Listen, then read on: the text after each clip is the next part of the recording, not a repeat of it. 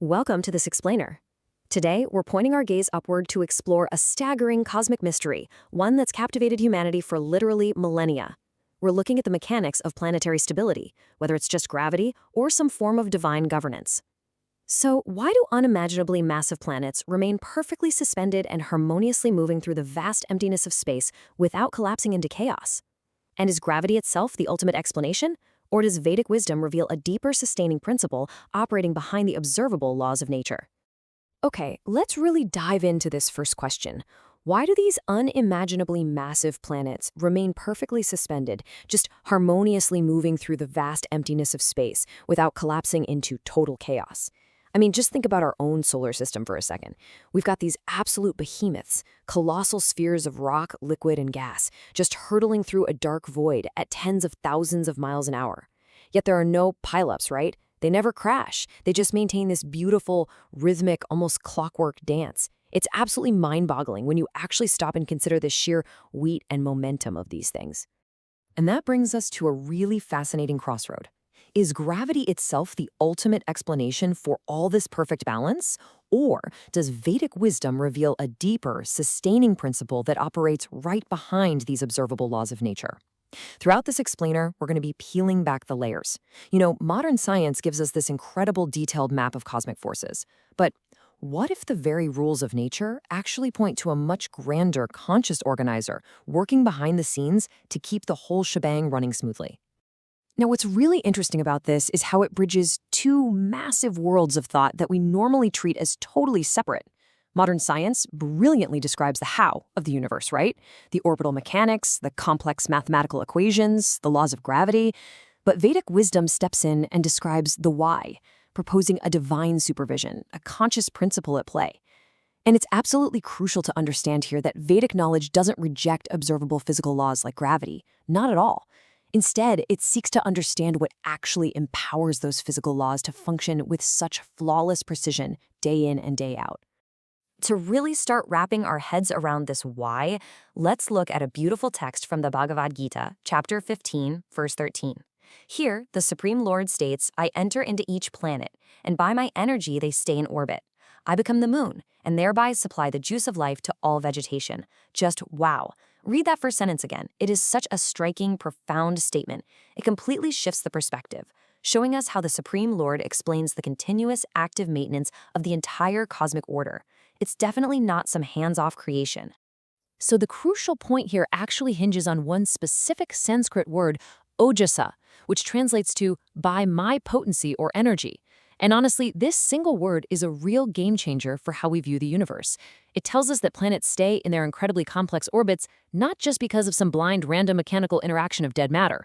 No, they are held there because a sustaining, active, divine energy is operating from right within the creation itself. The cosmic order isn't just a self-sustaining machine that was wound up at the Big Bang and then just abandoned. It's being continuously and intimately maintained. And as Śrīla Prabhupāda explains, this divine presence operates on multiple, deeply interconnected scales. It enters the universe as a whole, it enters every single planet, it enters every living being, and, get this, it enters into every single atom. Because of this totally penetrating presence, things remain harmoniously organized. Literally from the largest sweeping galaxy down to the absolute smallest subatomic particle, everything functions according to its distinct purpose, all under this careful divine supervision. So let's move into section 2, peeling the onion.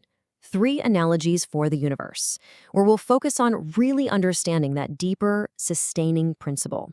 And this brilliantly illustrates the point. Let's step down from the vastness of the cosmos for a second and just look at our own human bodies. Think about it. When the living force is present within us, there's movement, there's vitality, there's life. But when that living force eventually departs, the animating principle is suddenly gone, and what's left is just dead mass.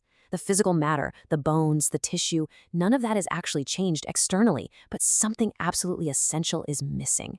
Just as our bodies need a living force to function, Vedic wisdom suggests that these massive cosmic bodies aren't just dead matter moving around by accident. They're positioned and moving perfectly because of the active presence of a supreme sustaining energy. Let's move to another example and see how this builds. Śrīla Prabhupāda gives this incredibly powerful analogy using just a handful of dust. If you take a handful of dust particles and toss them in the air, what happens? right?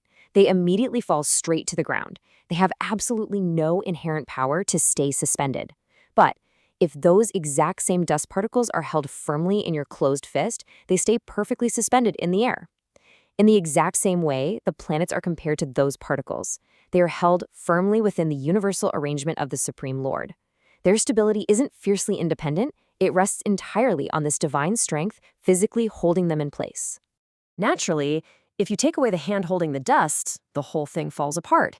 And without this active, sustaining principle, the ancient Vedic hymns are very clear.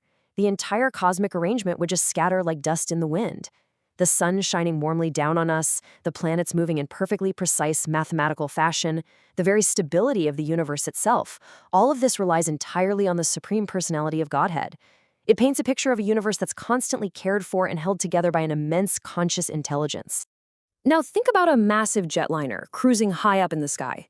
You can totally explain its movement through aerodynamics, fuel combustion, complex mechanical systems.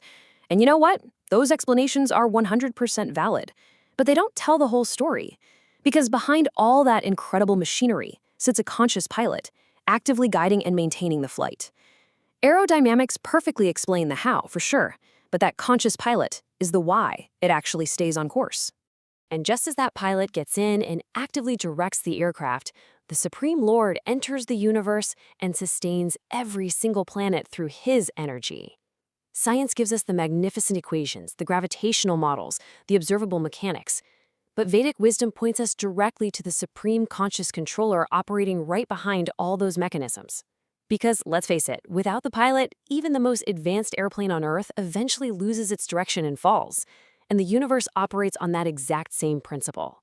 So what does this all mean? I really want you to reflect on the immense difference between viewing our universe as just the product of some blind, impersonal, random force versus seeing it as a purposeful, beautifully organized system guided by an active, sustaining presence. It completely transforms how you look up at the night sky. It goes from being a cold, empty void into a beautifully orchestrated symphony.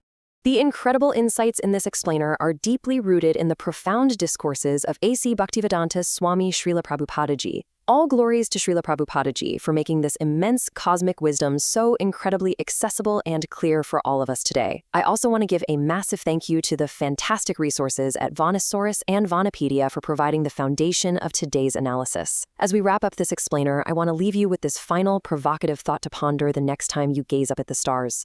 If the universe relies on such highly sophisticated, flawless mechanisms to exist, who is the conscious organizer maintaining its harmonious flight?